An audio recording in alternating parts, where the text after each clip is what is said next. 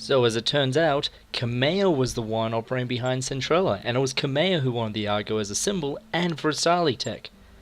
Oh yeah, also Kamea's still alive. That whole dropship blowing up thing, that was just propaganda from the Directorate since they couldn't admit that she slipped past them into hiding.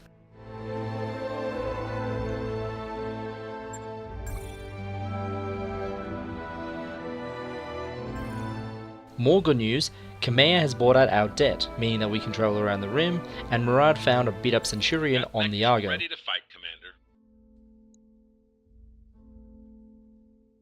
That mech you wanted is back online.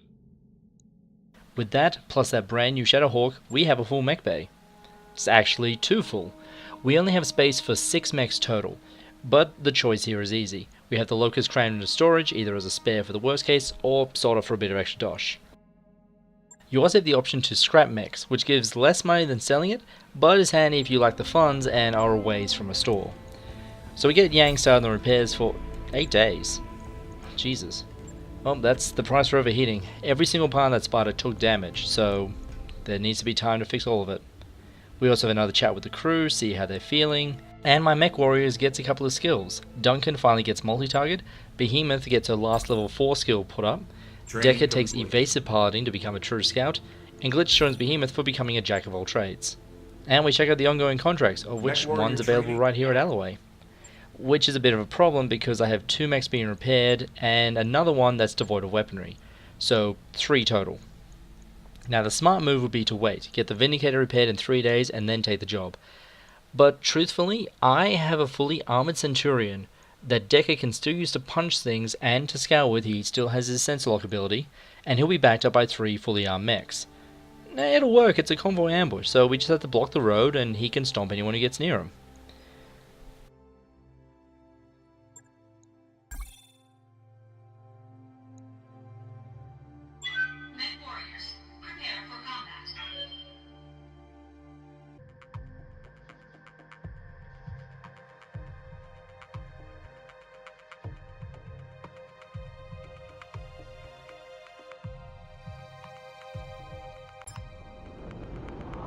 Command interface initiated.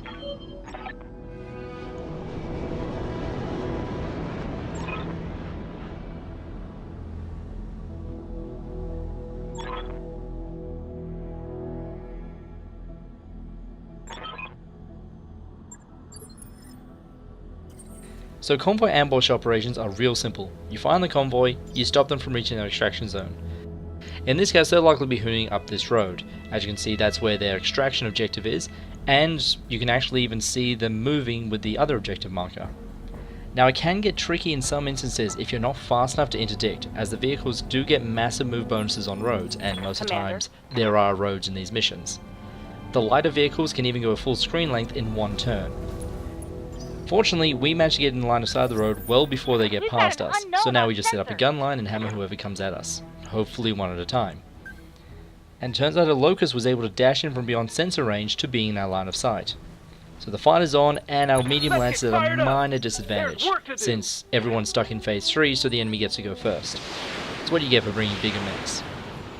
But then again, on the other hand, all they can really do is plink at us and run away, because we outton them by a fair degree. On our turn, Decker makes the first move and makes use of his sense lock to pick out someone for the other 3, all with long range options, to hammer away at. Sensors, locked on. Firing.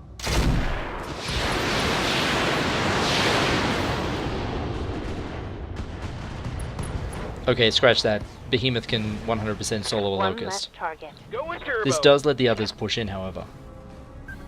Got it. Really, with the Blackjack, I should have just continued moving towards the road to cut off and not advance more into the enemy. But I feel confident that I could end this fight quick. I'm not the only one feeling overconfident, as 2 more Locusts join the party.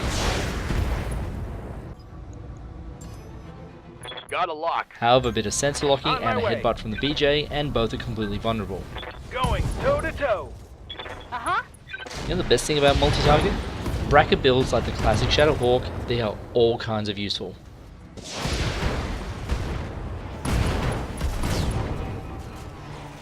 Did you see that? Did you see it? Firing full complement on him.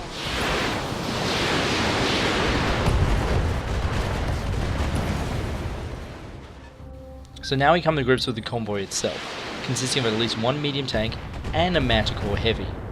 Manticores are pretty mean battle tanks. They got plenty of armor and a good mix of weapons. If it had equal support, a bunch of medium or heavy tanks with it, it would be a big concern. But the escorts this guy has won't be long for this world. Duncan continues to blaze ahead, also trying to pull off a double kill like Glitch. He only tears off a bit of armor though. Primary target is damaged, Commander. Keep it up. At the very least, he did open up the side of the Scorpion for Glitch, who in turn opens up the Striker for Behemoth. Commander.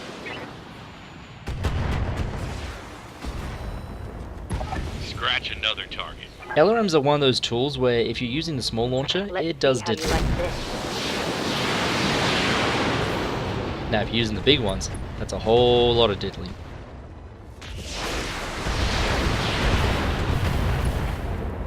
Only 3 enemies left, which means the remaining escort goes full decker. And while it's pretty effective, you should never go full decker.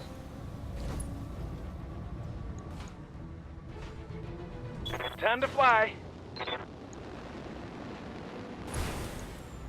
Roger, Commander. I've got the shot.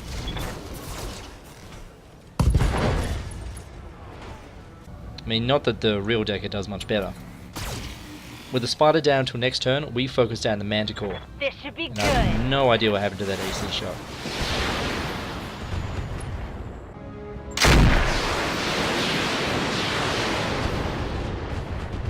Yeah, I told you, Manties are tough, and they can hit hard in return.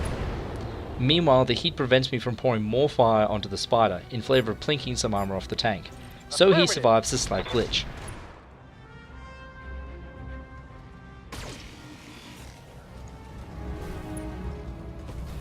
For her part, she ignores the slight to go and stomp someone who's an actual This threat, is gonna be good. which leaves the path clear for... Roger that.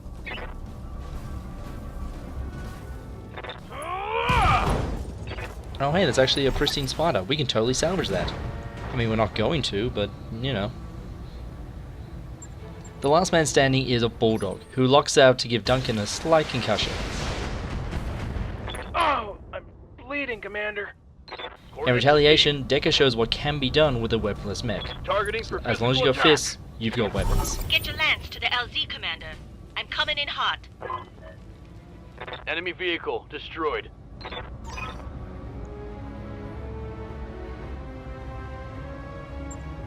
Mission successful.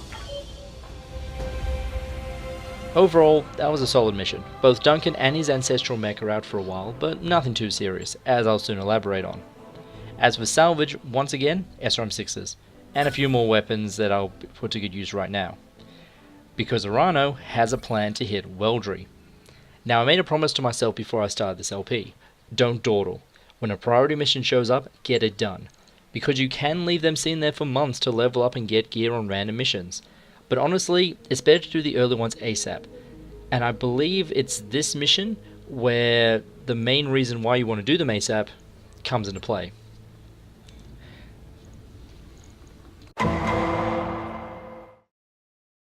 Alright, so originally I did have live commentary for a Mechlab deep dive. However, as it went on, I kept on being derailed, I was realizing some issues with my plans, and it blew out in length, so for today you get the abridged version. Now the first thing about the mech bay, you've got all your stored mechs and mech parts in here. You can directly scrap them from here if you need the money, but if you have a full mech, then it can be sold on the market. Next, the Leopard sucks for doing work on mechs. There's not enough room both in having more mechs and also in allowing efficient refit and repair. Now the good news is you do get an upgrade at the start of the mid-game, which is what we're about to hit. It's the reason I'm rushing to this point. It makes completely rebuilding mechs a lot less painful, and it's the reason why you see that whole mech bay upgrade thing down the bottom. Now onto the mech mods themselves. I have received a few requests, and I'm going to try and match them. Now the first one was to make an SRM Brawler Shadowhawk. So I'm going to take the one that I started with, that I put the LRM on, strip that off, which as you can see doesn't actually take time to take off. I'm going to put in a pair of SRM-6 launchers, 2 tons of ammo, and some more armor. Now later on I do plan to throw on an SRM-4 on the head and some extra gear like heat sinks, jump jets, maybe an MLAS, in exchange for that AC-5. I'm only keeping it there so I can minimize the refit time for adding that replacement gear. And I like the AC-5. Duncan likes the AC-5. My favorite weapon was the AC-5. It's okay to like the AC-5. Now to rig up my scent. Something important to mention here is that armor changes don't actually need any time. Yang can swap them out at his leisure. BattleTech armor is designed to be ablative, so it makes sense it would be quick swappable. So I could, and in fact should, have up armored this Centurion to full before the last mission. That was my bad. While we're on armor, note that the game doesn't do the same min-maxing balancing of the front and rear armor like in the MechWarrior games. Here you can max them both out, which to me feels a touch cheesy, plus it's kind of a crutch, I guess. I'm not saying it's bad if you decide to put a decent chunk of armor on the rear. It's more that if you're aware of the enemy and your mechs, you'll be able to avoid getting hit there to warrant heavier protection.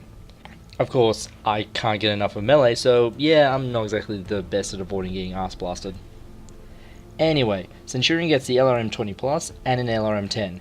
2 tons of ammo, which goes into the right torso. Ammo location is something that's often debated. You'll see arguments for going in the legs, which I did in MechWarrior Online, but never in here. I find legs take too much damage in this game. They tend to focus firing quite a bit, and if you lose a leg, then, you know, mech falls down, pilot's injured, it's all kinds of bad.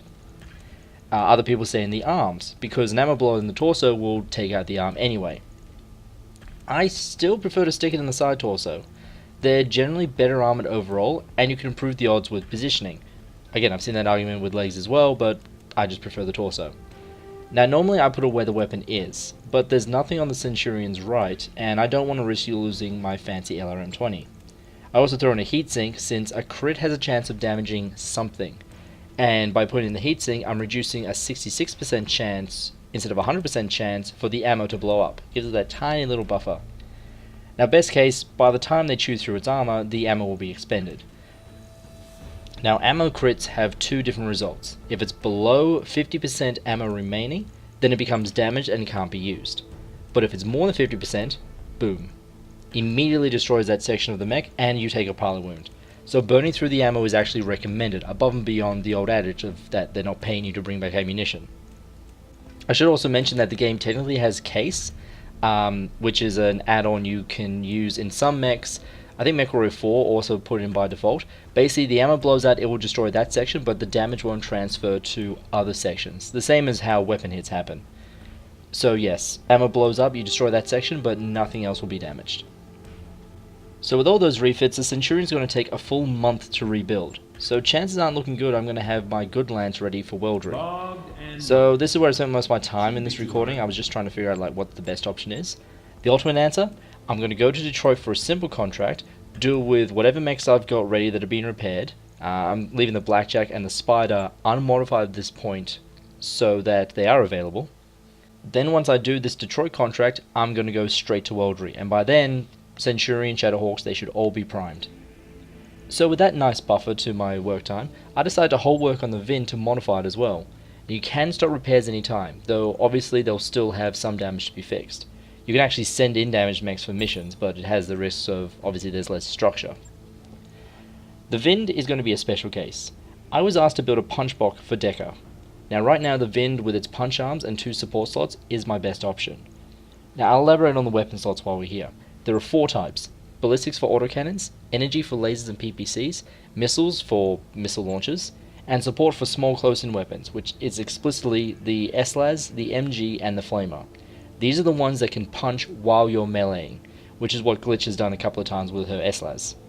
However, now her Vind goes to Decker. I swap out the MLAS for a second SLAS, and now it's a dedicated punching bot. I also consider holding on to the LRM to let them engage at range, but as I said before, LRMs are only really worth it in bulk.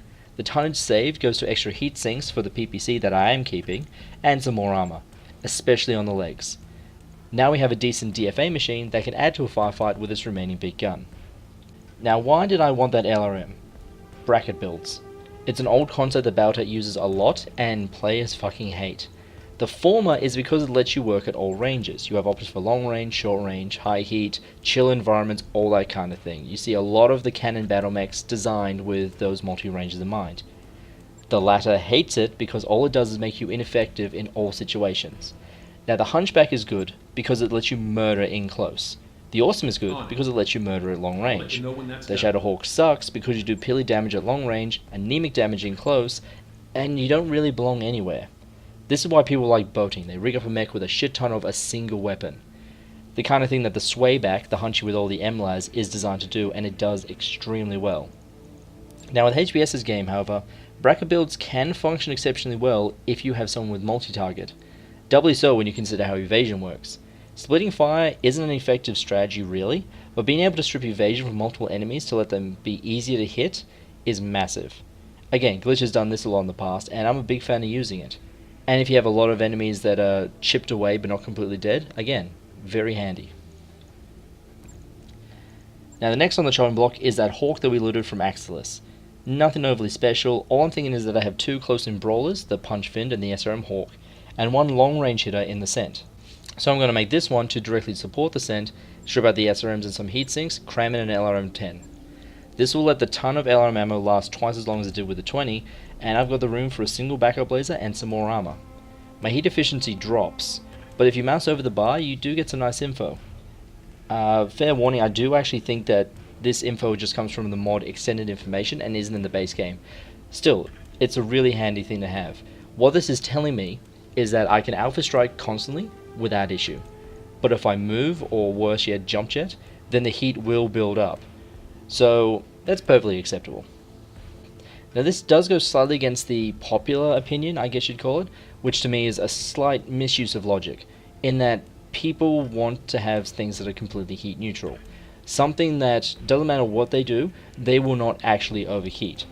Now that can be useful, but in my view, if you cram in the heat sinks on something to become heat neutral, you're cutting way too deep into either armor or weapons.